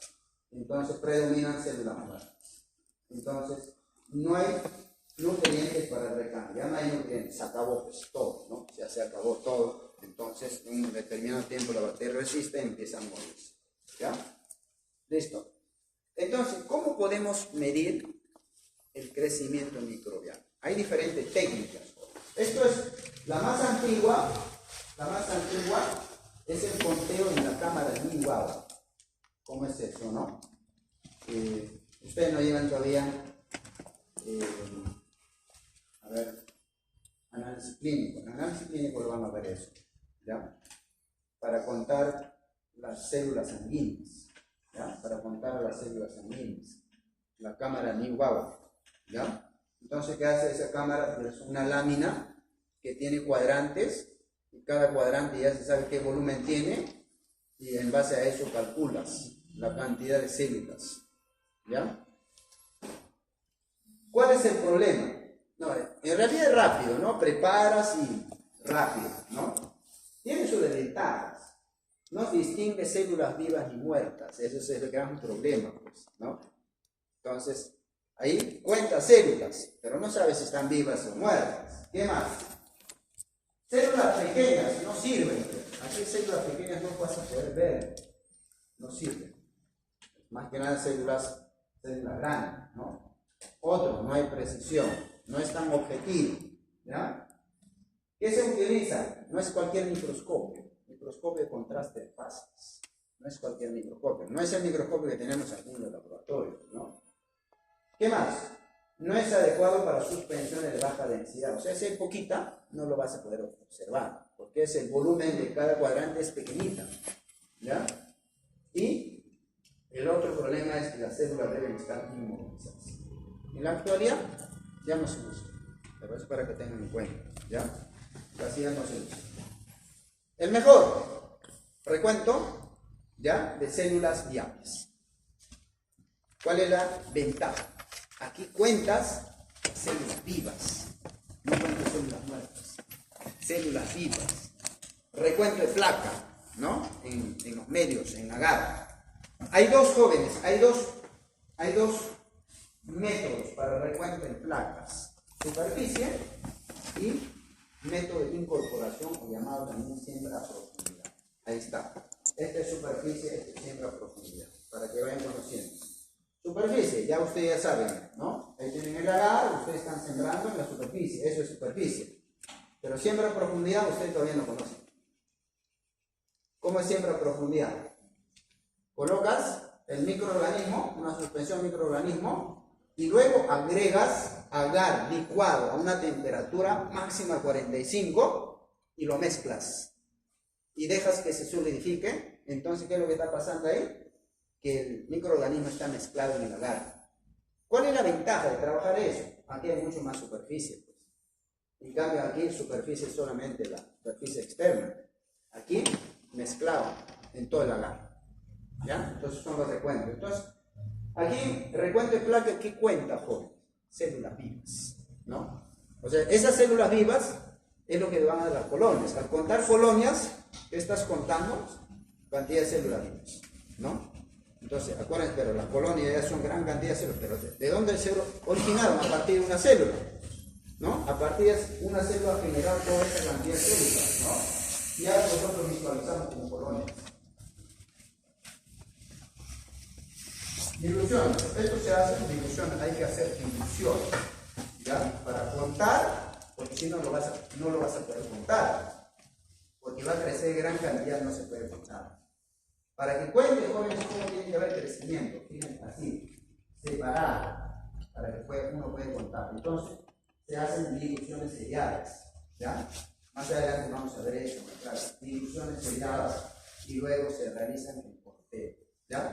Claro, aquí hay que aplicar los factores, ¿no? Donde se considera la cantidad de muestra y por las diluciones que se están utilizando para hacer un conteo, un recuento, ¿ya? Entonces, esto es uno de los mejores. Densidad óptica por espectrofotometría. También, acuérdense que el microorganismo genera, cuando agregamos una solución, una suspensión, ¿sí o no? Va a tener cierta fluidez. Entonces, pues, por ejemplo, ahora trabajamos con densitómetro McFarland, rápido, directo. Entonces, hay una equivalencia. El valor del densitómetro es igual a una cantidad de células. ¿Ya? Y con eso también puedo hacer mi curva, ¿no? Densidad óptica versus tiempo. Pero ¿cuál es el problema? ¿Cuál sería la desventaja acá? Densidad óptica. A ver, ¿quién nos puede decir? ¿Cuál sería la desventaja? Darle fluidez, podría ser una interferencia. Pero aparte de eso, ¿qué desventaja pueden tener acá? No tanto eso. Hay otra desventaja. ¿Requiere fluorescencia? De los anteriores que hemos dicho. Saquen. Anterior. Saquen la cuenta. Aquí también no puede diferenciar si son vivas o muertas. Sí. ¿Sí o no? Tanto muerta y viva me va a dar turbidez. ¿Sí o no? Entonces no se puede tampoco. ¿Ya? Esa es la desventaja. Entonces, fíjense, así, este tipo de curvas puedo hacer con densidad óptica. El otro que decía, escala McFarland. Con eso también puede comparar. Pero igual, escala McFarland, igual no puedo diferenciar si son vivas o muertas. Otro, hay métodos, estos son métodos indirectos ya.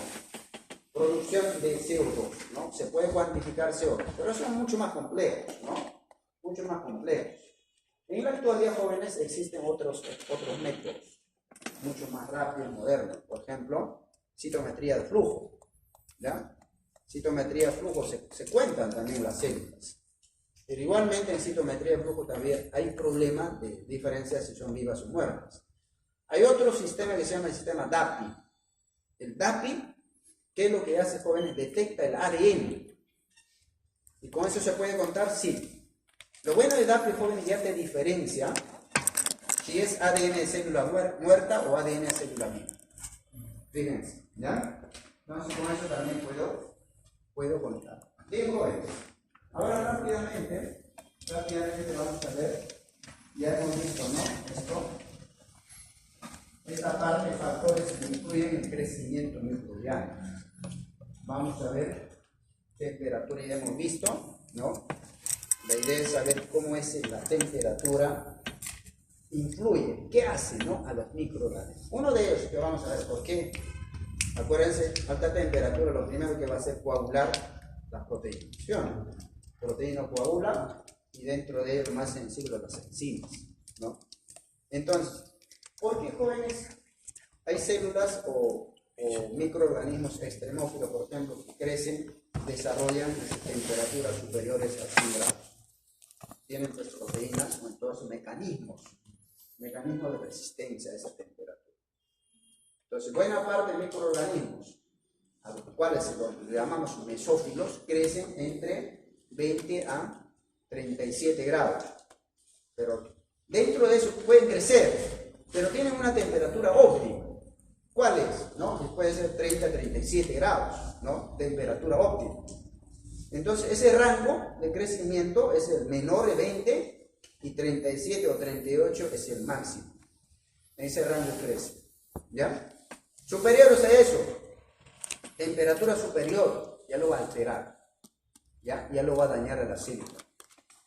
Entonces, jóvenes, ¿qué es lo que pasa en los microorganismos? Como dijimos, hay una temperatura mínima, hay una temperatura máxima.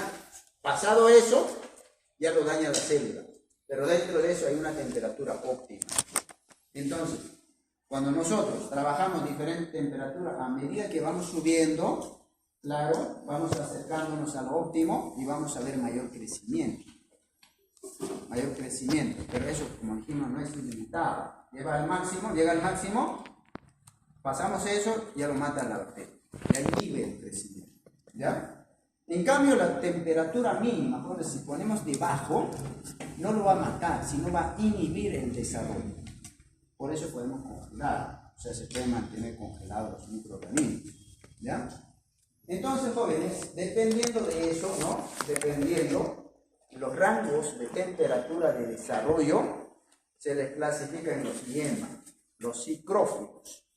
Los psicrófilos son microorganismos que crecen en temperaturas frías, temperaturas bajas.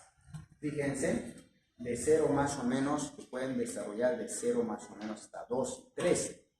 ¿Eso qué significa? O sea, temperatura en tu refrigeradora puede desarrollar. Uno de los ejemplos, jóvenes, Listeria monocytogenes. Es un patógeno.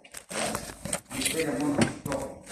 Es un citrógeno, ¿ya? O sea, temperatura de refrigeración puede desarrollar, ¿ya? Pero en laboratorio, claro, puede manejar temperatura de 37, ¿no? Pero resiste, o sea, a esa temperatura se desarrolla normal. Mesófilos, como dijimos, jóvenes, mesófilos, más o menos 20 a 38, ¿ya? 37 temperatura óptima. Y un ejemplo que tenemos ahí, Escherichia coli, ¿ya? Un ejemplo de Escherichia coli, es un mesófilo, ¿no? Todas las bacterias que forman parte de nuestro organismo, ¿qué son? Mesófilos. ¿Ya? Que forman parte de nuestro organismo son mesófilos. Y de ahí hay microorganismos que crecen superiores a los 40 y tienen temperatura óptima, fíjense, más o menos cercanos a 60. Eso ya son los termófilos, ¿no? Termófilos. Entonces, aquí tenemos, por ejemplo, Geobacillus termófilos. Aparte de eso, hay hipertermófilos, fíjense, cercano a 90, 88 grados, temperatura óptima. Hipertermófilos. Termococos, ahí está termococos. Fíjense, superiores a 100 grados, como han encontrado, ¿no? Es algo que proviene de los volcanes, están superiores a 100 grados.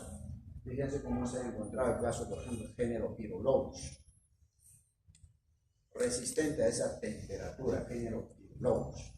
Entonces, en el laboratorio, complicado trabajar. ¿Por qué? Imagínense llevarlo a esa temperatura en laboratorio. Tienes que tener un equipo adecuado para llevarlo. No vas a llevar a temperatura de ebullición, acá no. Máximo vas a llegar a 100 grados. ¿Ya? Entonces, hipertermófilo. Justamente estos microorganismos jóvenes tienen muchas aplicaciones, por si acaso. ¿Ya? De repente un poco más se va a ver en microbiología. ¿Ya? Entonces, hay ejemplos, ¿no? Temperaturas frías, extremas, temperaturas de congelación. Fíjense, hay microorganismos desarrollados en la Antártida. Aparentemente, no hay nada, ¿no? Pero es un otro microorganismo, fíjense, justamente es un microorganismo aislado, por ejemplo, de estructuras congeladas. Generalmente, jóvenes, son microorganismos fotosintéticos. Las bacterias del azufre, que son fotosintéticos. Y aquí ustedes tienen, las diferentes temperaturas de crecimiento, para que puedan diferenciar células animales, en el caso otros microorganismos eucariotas, otros varios, algas, hongos, la temperatura no supera los 60, pero las bacterias, las algas, superan los 122 grados. De hecho, las algas por eso son extremófilas. Fíjense, estos son lo que es el caso Pachymelos, ¿no? Lo han estudiado bastante en Estados Unidos, ¿ya?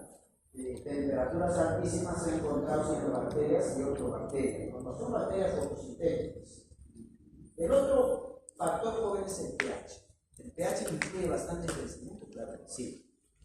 El ejemplo que les puse, ¿se acuerdan? ¿Cuál es la función del ácido clorhídrico en nuestro estómago? ¿Para qué produce el ácido clorhídrico? Activa pepsinógena pepsina. ¿Cómo? Pepsinógena pepsina. No solamente es eso, sino también justamente es un mecanismo de protección frente a los microorganismos que ingresan con los alimentos y agua.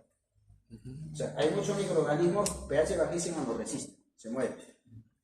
¿Ya? Entonces, claro, algunos lo resisten, algunos se han adaptado, ¿no? Como el caso del Helicobacter pylori, vive ahí, pero tiene mecanismos para poder neutralizar ese pH. En cambio, los demás que no tienen se mueren. ¿Ya? Igualmente, por encima de 7, ¿no? pH básicos.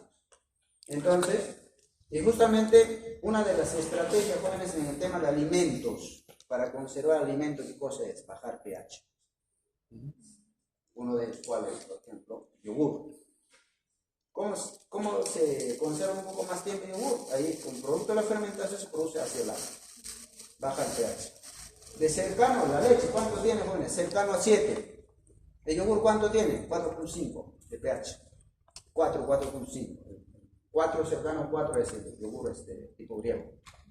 ¿Se encuentra? Entonces el pH puede inhibir el desarrollo. No solamente inhibir, sino también lo puede matar. ¿Ya? Entonces inhibir es impedir que crezca. Pero en la parte ya generar la muerte ya es que la bacteria se muere. ¿Ya? Entonces, igualmente, jóvenes, cada microorganismo tiene pH óptimo de crecimiento. ¿Ya? pH óptimo de crecimiento. Entonces, aquí fíjense, hay extremófilos. Aquí, el género Picrophilus, por ejemplo. El Picrophilus Oshimai, por ejemplo. Fíjense cuál es el pH. pH 1 pueden desarrollar. Muy pocos desarrollan ese pH. Y aquí el pH superior, ¿no? A 10, el pH básico. Natrosubacterium, por ejemplo, es un microorganismo extremófilo también. Entonces se han encontrado, claro, ahí ambientes muy alcalinos, los otros ambientes muy ácidos, hay ambientes jóvenes ácidos como producto de la formación de ácido sulfúrico, como derivado de qué? De azúcar. ¿Ya? Eso también está relacionado con el volcán, ¿no? ¿De acuerdo? Oxígeno. Otro que puede, acuérdense, de acuerdo a eso, el oxígeno puede matar a los microorganismos. ¿Ya? Para nosotros, oxígeno es vida. Pero para el microorganismo, ciertos microorganismos, el oxígeno es muerte. ¿Sí o no? Entonces, vamos a terminar con esto, ¿ya? El oxígeno, jóvenes. Ya. El oxígeno es bueno para quién? Para los microorganismos aeróbicos que necesitan oxígeno. Entonces, ¿quiénes necesitan oxígeno? Los que realizan respiración aeróbica. Hay microorganismos que realizan respiración anaerobia. Acuérdense, hay dos tipos de respiración: aerobia y anaerobia. ¿Y en qué se diferencia la respiración anaerobia con la fermentación? ¿Cuál es la diferencia? La fermentación, jóvenes, es un proceso bioquímico de obtención de energía, pero la oxidación del sustrato es parcial. En cambio, la respiración, la oxidación del sustrato es completa. ¿Cómo? Los electrones en este caso es diferente a la oxígeno. No tanto por eso se diferencia fermentación o respiración, sino por el tema de generación de la oxidación de sustrato. Tanto por eso. ¿No? ¿Por qué? Porque en la fermentación, aceptores de electrones son moléculas orgánicas. ¿Ya? En respiración, aerobia, anaerobia, moléculas inorgánicas, pero también orgánicas. Por eso no puede ser la diferencia. La diferencia es la oxidación completa. Por ejemplo, fermentación láctica, jóvenes. ¿Cuál es el producto? Ácido láctico. Ácido láctico. ¿Cuántos carbonos tiene el ácido láctico? 3 carbonos. Acuérdense, cuando hay glucólisis, o sea, ¿dónde está la energía? En el enlace. Cuanto más se rompe el enlace, mayor cantidad de energía. Y por eso la fermentación produce menos energía. Oxidación incompleta. En cambio, la respiración completa, o sea, rompe todos los enlaces carbono-carbono. ¿Cuál es el producto? CO2. Un solo carbono. ¿Están buenos? La diferencia es eso. Entonces, de acuerdo a eso, jóvenes, se le va a clasificar en aerobios, estrictos. ¿Qué significa? Necesita, sigo, oxígeno no crece. Facultativos. Si bien cierto crece con oxígeno, pero puede tolerar baja cantidad de oxígeno, o en todo caso puede tolerar ausencia de oxígeno. Microaerófilos caracteriza porque necesitan pequeña cantidad de oxígeno, por eso microaerófilos. Aerobios, anaerobios. Anaerobios estrictos también. ¿Qué significa? Cero oxígeno. Los aerotolerantes toleran cierta cantidad de oxígeno, o sea, pueden adaptarse, ¿no? Pero hay anaerobios estrictos, como el caso de Clostridium botulinum. Eso es un anaerobio estricto. Mientras que haya oxígeno no se van a desarrollar, pero tienen mecanismo de qué. ¿Y cómo permanecen en el ambiente estos que son anaerobios estrictos? Forman pues, tienen formas de resistencia. ¿Cuáles son? Las esporas. ¿Ya? Esa es la forma de resistencia, ¿no? Entonces, presencia de oxígeno.